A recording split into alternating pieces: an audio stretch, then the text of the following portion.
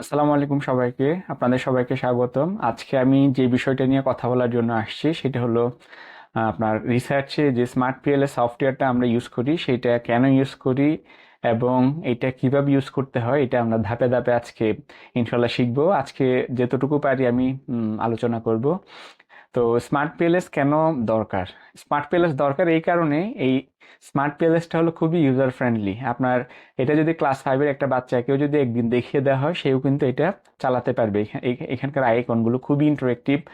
তো আরেকটা হলো ভিজুয়ালাইজেশন, এবং এটা আপনি যেভাবে এসপিএসএস এ যে জিনিসটা আপনি পান না, ভিজুয়ালাইজেশন পান না, সেটা কিন্তু আপনি এখানে পাবেন। অর্থাৎ আপনি বলতে পারেন এটা একটা অ্যান্ড্রয়েড ফোন, এটা একটা 2 বছরের বাচ্চাকে যদি আপনি দিয়ে দেন সে এই জিনিসটা খুব ভালোভাবে চালাতে পারবে। এরপর যে বিষয়টা সেটা হচ্ছে আপনি এখানে স্মার্ট পিএলএস এ পার্শিয়াল লিস্ট স্কোয়ার অ্যানালিসিস করতে পারবেন, অর্থাৎ স্যাম পিএলএস যেটাকে আমরা বলছি সেটা করতে পারবেন। এবং এটা দিয়ে আপনি প্রেডিক্টিভ মডেলিং এবং থিওরি ডেভেলপমেন্ট করতে পারবেন এবং সেগুলো টেস্ট করতে পারবেন। সেটা একটা সুবিধা হলো পিএলএস এ আপনার স্যাম্পল সাইজ ছোট হলেও আপনার এটা দিয়ে রান করানো যায়। আরেকটা সুবিধা হলো আপনার এখানে অনেক বেশি আপনার ইন্ডিকেটর দিয়ে আপনার অনেকগুলো ভেরিয়েবল দেওয়া যায়, যেটা দিয়ে আপনার একটা আরেকটার সাথে কানেক্টেড করা যায়। আরেকটা হলো আপনার যেটা ইম্পর্টেন্ট সেটা হলো এখানে আপনি অ্যাডভান্স স্ট্যাটিস্টিক্যালস টুল সেগুলো পাবেন। যেমন এখানে আপনি মাল্টিপল ইন্ডিকেটরস পাবেন, লেটেন্ট ভেরিয়েবল পাবেন এবং হচ্ছে অনেকগুলো পাথ পাবেন। এর বাইরে আপনি যেটা এখানে বুস্ট ট্র্যাপিং বা ব্লাইন্ড ফোল্ডিং এর মতো সফিস্টিকেটেড আপনার টেকনিকগুলো আছে, যার ফলে আপনি একটা মডেলকে এস্টিমেট করতে পারবেন, সিগনিফিকেন্স অফ দ্য পাথ আপনি জানতে পারবেন এবং predictive relevance of the model আপনি জানতে পারবেন। আর এটা হলো ভার্সেটালিটি। স্মার্ট পেলস একটা গুরুত্বপূর্ণ জিনিস হলো সেটা হলো আপনার ওয়াইড রেঞ্জ অফ অ্যাপ্লিকেশন। এটা দিয়ে আপনি অনেক কিছু করতে পারবেন। এটা আপনি দিয়ে মেজারমেন্ট মডেল করতে পারবেন, স্ট্রাকচারাল মডেল আপনি টেস্ট করতে পারবেন।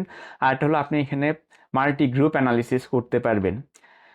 আর আরেকটা হলো কম্প্রিহেন্সিভ আউটপুট। এটা আমি শেষ হিসেবে বলবো, কম্প্রিহেন্সিভ আউটপুট হিসেবে আপনি যেগুলো আউটপুট পাবেন এটা আপনি যে কোনো ভালো জার্নালে পাবলিশ করতে গেলে যেই রকমের অ্যানালিসিসগুলো চাই আপনাকে পিএলএস হলো এটা আপনার জন্য একটা কমপ্লিট প্যাকেজ। আপনাকে এই জিনিসটা সেই সার্ভিস আপনাকে রেন্ডার করবে। তো এই জন্য আর বেশি কথা না বলে আমরা আজকে দেখি কিভাবে একটা পিএলএস এর মডেল রান করতে হয়, কিভাবে ডাটা ইনপুট করতে হয়। So let's check it out.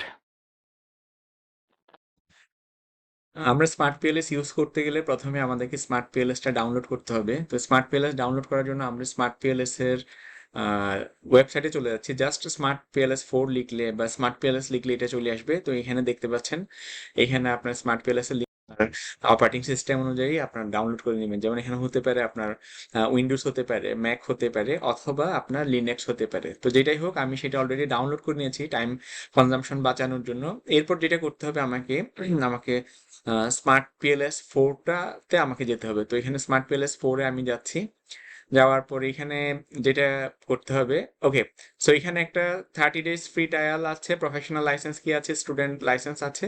তো এখানে আপনার কোনটা ইউজ করবেন, এখানে স্টুডেন্টটা করা যায়, তবে স্টুডেন্টটা করলে সমস্যা হলো এটা 100-র বেশি ডেটা প্রসেস করা যায় না। অর্থাৎ 100 রেসপন্ডেন্ট, ম্যাক্স 100 রেসপন্ডেন্ট আপনি প্রসেস করতে পারবেন। প্রফেশনাল তো অনেক বেশি কস্টলি। আর এখানে একটা যেটা আছে ইন্ডিভিজুয়াল, যেটা 30 days ফ্রি ট্রায়াল, আমরা এটাতে যাব। So let's check it. এখানে একটা ইমেইল আইডি আপনাকে লিখতে হবে। ইমেইল আইডি লিখার পরে আমি এখানে ইমেইল আইডিটা অলরেডি লিখেছি। তো আমি এটাতে যেটা করব, এটা ইমেইল আইডিটা ওখানে দিলে আপনার ইমেইলটা আপনার ইমেইলে চলে যাবে। ইমেইলে চলে যাওয়ার পর আপনাকে ওই কিটা আপনাকে বসাতে হবে। তো আমি এইখানে দেখাচ্ছি, ইমেইলটা লিখছি নোমান হাসান, নোমান হাসান দিলাম, আমার ফার্স্ট নেম লাস্ট নেম দিই। এরপরে আমি আপনার ক্লিক করি সাবমিটে। ওকে, এখানে একটা আমার কাছে ইমেইল যাবে। আমার ইমেইল, আমি যে ইমেইল আইডিটা দিয়েছি সেখানে একটা ইমেইল যাবে। আমি দেখি ইমেইল আসছে কিনা। এটা একটু আগে আমি ট্রাই করেছিলাম, সেখানে আসছিল। নতুন কোনো ইমেইল আসছে কিনা আমি একটু চেক করে নেই। সেলস থেকে একটা ইমেইল আসবে।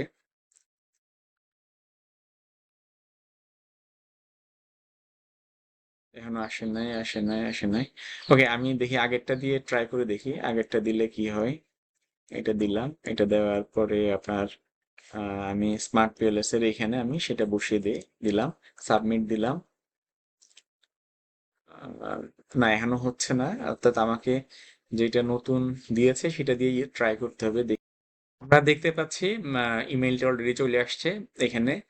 এটা প্রথম ছিল, এটা সেকেন্ড ছিল।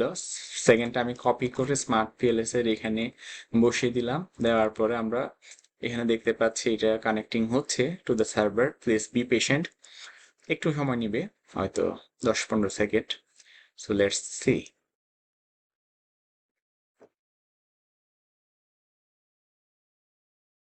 ওকে, সো এইখানে একটা লাইসেন্স কি আসছে, এটা আমি কপি করে নিলাম। কপি করে নেওয়ার পর এটা আমরা স্টার্ট ইউজে গেলাম। স্টার্ট ইউজে যাওয়ার পর এই যে আমরা যে কনফার্মেশন কিটা আমাদেরকে একটা কথা বলেছে, সেই কনফার্মেশন কিটা আমরা চালু করার জন্য এখানে আমরা বসাবো। ওকে, সো স্মার্ট পিএলএস লাইসেন্সে যাব, সুইচ টু লাইসেন্স। লাইসেন্সে যাওয়ার পর এখানে আমি স্টার্ট ইউজ দেই। স্টার্ট ইউজ দিলে তো আসার কথা, আসছে না। একটু চেক করছি, এখানে বলছে select your first work place button. Okay, first work place button select দিলাম। দেওয়ার পর ওইখানে আমাকে একটা ফোল্ডার ক্রিয়েট করে নিতে হবে। তো এটা আমি ডেস্কটপেই নেই, ডেস্কটপে পিএলএস লিখি, পিএলএস, এখানে একটা ফাইল নেই, PLS project, PLS project. So এখানে আমি সিলেক্ট করলাম। সিলেক্ট করার পরে এই যে আপনারা ইন্টারফেসটা দেখতে পাচ্ছেন, ইন্টারফেসটা আমরা দেখতে পাচ্ছি। এখন আপনাকে যেটা করতে হবে, একটা নিউ প্রজেক্ট নিতে হবে। সেটা আপনি এখান থেকেও ক্লিক করতে পারেন অথবা এখান থেকেও নিতে পারেন। সো যে কোনো একটা জায়গা থেকে একটা নিই, আমরা এখান থেকে একটা নিলাম। নেওয়ার পর প্রজেক্টের একটা নাম দিতে হবে। সো টেস্ট মডেল নামে একটা নাম দিলাম। এটা আমি ক্রিয়েট করি। ক্রিয়েট করার পর এখানে আপনারা দেখতে পাচ্ছেন টেস্ট মডেলে দুইটা পার্ট আছে, একটা হলো ইম্পোর্ট ডাটা ফাইল আর একটা হচ্ছে ক্রিয়েট মডেল। সো আপনাকে প্রথমে ইম্পোর্ট ডাটা ফাইলটা নিয়ে আসতে হবে এবং সেটা আইদার সিএসভি অর এক্সেল ফরম্যাটে নিয়ে আসতে হবে। আমি অলরেডি আমার কাছে একটা সিএসভি ফর্ম আছে, প্রজেক্ট পেপার, এটা আমি নিচ্ছি। নেওয়ার পরে যেটা হয় দেখেন, ওকে, সো এখানে একটা প্রবলেম ঘটেছে। প্রবলেম হলো আমার যে সিএসভি ফাইলটা ছিল ওখানে কিছু ডেটা মিসিং আছে, তো আমি দেখি কোন ফিল্ডে, কোন স্পেসিফিক কোয়েশ্চেনের বা আইটেমের আন্ডারে ডেটা মিসিং আছে। তো এখানে আপনারা দেখতে পাচ্ছেন মিসিং ভ্যালুস। তো মিসিং ভ্যালুস কোথায় আছে, আমি একটু ওকে একটা দেখতে পাচ্ছি, পিই 4 এটাতে একটা মিসিং ভ্যালু আছে। সো আমি পিই 4 এর মিসিং ভ্যালুটা আমি চেক করব। আমি আমার ওই প্রজেক্টটা যাচ্ছি, সিএসভি ডাটাটা ওপেন করছি, পিই 4 এ যাচ্ছি, পিই ইউ 4, এখানে একটা মিসিং ভ্যালু থাকার কথা ওদের পরামর্শ মতো, যদি আমি ভুল না হই। ওকে, সো দেখেন এখানে একটা ভ্যালু মিসিং হয়েছে। সো এটা আপনি একটা এখানে দেখতে পারেন, সে নর্মালি ম্যাক্সিমামই 4 5 4 5 দিয়েছে। আপনি একটা as usual either 4 or 5 click করে দিবেন। ওকে, দিলাম। এটা দেওয়ার পর আমি দেখি আর কোথাও আছে কিনা মিসিং ভ্যালুস। আমি আবার যাচ্ছি এখানে, আবার যাচ্ছি, নেই, আর নেই। সো ওকে, সো এখন আমাকে যে কাজটা করতে হবে, আমি এটা 4 এখানে দিলেও মেবি হবে। আচ্ছা, হয়েছে, ইম্পোর্ট। ওকে, সো আমি মোটামুটি দেখতে পাচ্ছি আমার আপনার ডাটা সেটটা চলে আসছে। এখানে 21টা ইন্ডিকেটর আছে, অর্থাৎ 21টা ডিফারেন্ট কোয়েশ্চেন টাইপ আছে। স্যাম্পল সাইজ হলো 201টা, আর মিসিং ভ্যালু দেখাচ্ছে এখানে আপনার 1553। It's doesn't matter. সো আমরা এখন যেটা করব, আমরা একটা মডেল রান করব। ওই যে এখানে দেখতে পাচ্ছেন আপনারা, create a model. So smart PLS A model create করা খুবই ইজি। মডেল ক্রিয়েট করার জন্য আমি অলরেডি নাম দিয়েছি টেস্ট মডেল, প্লিজ চুজ। তো আমরা কি করবো, এখানে অনেকগুলো অপশন আছে। একটা হলো পিএলএসএম, রিগ্রেশন, প্রসেস, সিবিসেম। সো আমরা যেটা করব, পিএলএসএমটা দেখব, যেহেতু এটা সবচেয়ে ইউজেবল এবং সবচেয়ে পপুলার একটা মেথড এবং ভ্যালুয়েবল মেথড, অর্থাৎ পার্শিয়াল লিস্ট স্কোয়ার মডেলিং যেটা আমরা বলছি, বা আপনার স্ট্রাকচারাল ইকুয়েশন মডেলিং। এটাকে ক্লিক করলাম। ক্লিক করার পরে আপনার মডেলের একটা মাস্ট নট বি ব্ল্যাঙ্ক, একটা মডেলের নাম দিই, যে সেটা হচ্ছে আপনার সোশ্যাল কমার্স দিতে পারে, যে কোনো একটা কিছু, SOCIL, সোশ্যাল কমার্স দিলাম। দেওয়ার পর আমরা সেভ করলাম। তো এখানে একটা আপনার হোয়াইট বোর্ড ক্রিয়েট হয়ে গেল। এইখানে আমরা এখন আমাদের আসল কাজটা করব। সো এখানে আমাদেরকে যেটা করতে হবে, আমাদেরকে আমাদেরকে আপনার ল্যাটেন্ট ভেরিয়েবল নিতে হবে। সো ল্যাটেন্ট ভেরিয়েবল নেওয়ার জন্য আপনি এখানে দেখতে পাচ্ছেন ল্যাটেন্ট ভেরিয়েবল। ওকে, ল্যাটেন্ট ভেরিয়েবল এখানে ক্লিক করলাম। ক্লিক করার পর আপনি এখানে একটা ক্লিক করবেন। ওকে, এইভাবে আলফা লিখে আসবে। আপনি প্রথমে দিবেন আপনারা এখানে দেখতে পাচ্ছেন PUS অর্থাৎ পার্সিভ ইউজফুলনেস। তো এই পার্সিভ ইউজফুলনেসটা আমি এখানে দিই PUS, এইটুকু দিলাম, এন্টার কি চাপ দিলাম। ওকে, এখানে চলে আসলো। তারপরে আপনার আরেকটা ক্লিক করলাম। আরেকটা ক্লিক করার পর আমি এটা দিব PEU অর্থাৎ perceive is of use, PEU এটা দিলাম। এরপরে আপনার আরেকটা নিতে পারি যে সেটা হলো আপনার ATU অর্থাৎ অ্যাটিটিউড টু ইউজ, এটা একটা নিলাম অ্যাটিটিউড টু ইউজ। এখানে ক্লিক করলাম, ATU দিলাম, এন্টার দিলাম। আরেকটা আছে আপনার হলো একটা আছে PI অর্থাৎ প্রাইস ইনফ্লুয়েন্স, সেটা একটা এখানে দিই PI, ওকে দিলাম, PI দিলাম। আর আছে কিনা দেখি, PI ATU, ওকে। সো আর মেবি নাই, এই কয়টা ভেরিয়েবল। তো এখানে আমাদেরকে এখন ঠিক করতে হবে কোনটা ডিপেন্ডেন্ট কোনটা ইন্ডিপেন্ডেন্ট, অর্থাৎ কে কাকে ইনফ্লুয়েন্স করছে, কার উপর কার রিলেশনশিপ। তো আমরা নর্মালি এখানে দেখতে পাচ্ছি অ্যাটিটিউড, এটা হলো আপনার ডিপেন্ডেন্ট ভেরিয়েবল। এটা সিলেক্ট করে এখানে সিলেক্ট করলাম, সিলেক্ট করে ECID নিয়ে আসলাম।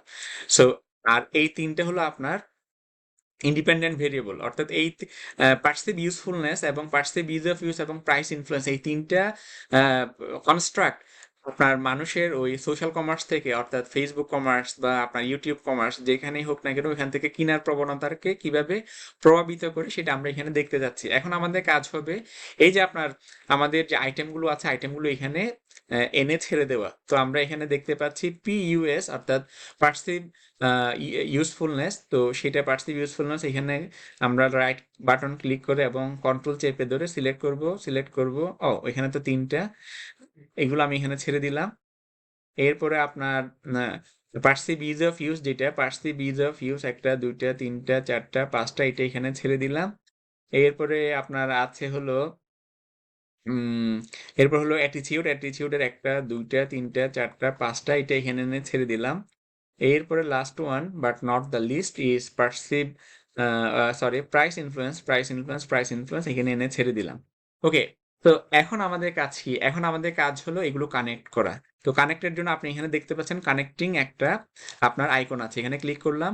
এরপর আমাকে যেটা করতে হবে এখানে একটু অর্থাৎ মাউসটা রাখতে হবে, রেখে এখানে একটু ধরে টান দিতে হবে, এখানে এখানে ছেড়ে দিলাম। এরপরে এখানে দিলাম, ছেড়ে দিলাম। এরপরে আবার এখানে ছেড়ে দিলাম। তো সবগুলো গ্রিন হয়েছে, এর মানে হলো আমার মডেলটা হয়ে গেছে। এখন আমি এই যে এখানে দেখতে পাচ্ছেন ক্যালকুলেট। তো আপনি এখানে যদি আপনার যেটা করতে পারেন যে মেডিয়েটিং ইফেক্ট করতে চান, মেডিয়েটিং অর্থাৎ পার্সিভ ইজ অফ ইউজ এটা প্রাইস কে ইনফ্লুয়েন্স করছে কিনা এটা, তাহলে আপনি এখান থেকে জাস্ট ধরে এখানে টেনে দিবেন, তাহলে মেডিয়েটিং ইফেক্ট হয়ে গেল। আর মডারেশন ইফেক্ট কিভাবে হবে এটা আমরা পরবর্তী কোনো ভিডিওতে দেখাবো ইনশাল্লাহ। সাথে থাকবেন, আমরা ভালো কিছু শিখবো একসাথে। ধন্যবাদ।